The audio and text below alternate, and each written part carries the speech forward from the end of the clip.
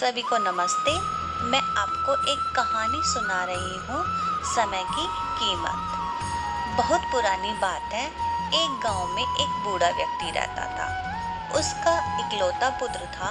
वह पूरे दिन आवारागर्दी करता हुआ घूमता फिरता था। और तो और घर के किसी भी काम में कोई हाथ नहीं बटाता था। इसके कारण वह बूढ़ा व्यक्ति बहुत परेशान रहता था। उसने एक बार उस बेटे को सबक सिखाने की सोची। उसने बेटे को बुलाया और कहा, बेटा, अलमारी में एक घड़ी रखी है, वह तुम ले आओ। बेटा अलमारी में से घड़ी निकाल लाया। तो फिर पिता ने कहा कि तुम बाजार में जाकर इसकी कीमत पता करके आओ। बेटे ने ऐसे ही किया। वह बाजार में गया और एक व्यक्ति से उसकी कीमत पूछी तो उसने 100 रुपये बताई। दूसरे व्यक्ति से पूछी तो 200 रुपये बताई। तीसरे व्यक्ति से पूछी तो 400 रुपये बताई। वह वापस घर आ गया और अपने पिता को बताया कि किसी ने तो इसकी कीमत 100 बताई है, किसी ने 200 और किसी ने 400। फिर बाद में उस व्यक्ति ने कहा, अब ये घड़ी वापस अलमारी में रखाओ। बेटे ने ऐसे ही किया। फिर दूसरे दिन पिता ने कहा, वह घड़ी वापस ले आओ।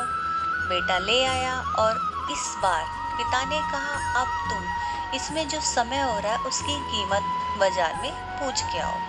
अब बेटा बाजार में समय की कीमत पूछने गया तो वह जिस भी व्यक्ति से समय की कीमत पूछता तो वह हंसने लग जाता।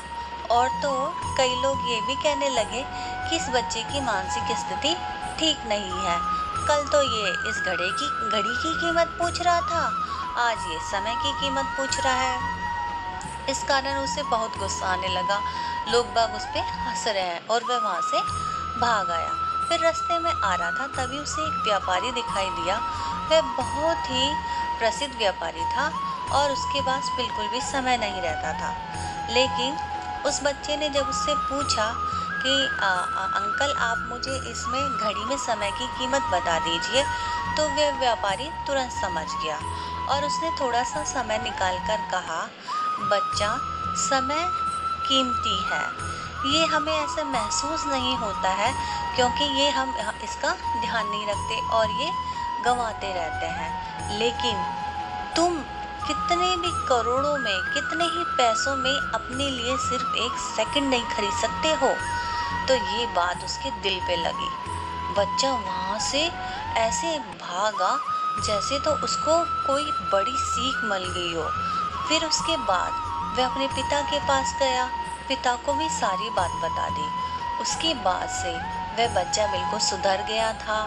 अब उसे समय की कीमत का पता था और उसकी ज़िंदगी एक नई तरीके से शुरू हो चुकी थी। अब उसकी ज़िंदगी में पहले की तरह न तो समय को गंवाता था, न समय का बर्बादी थी।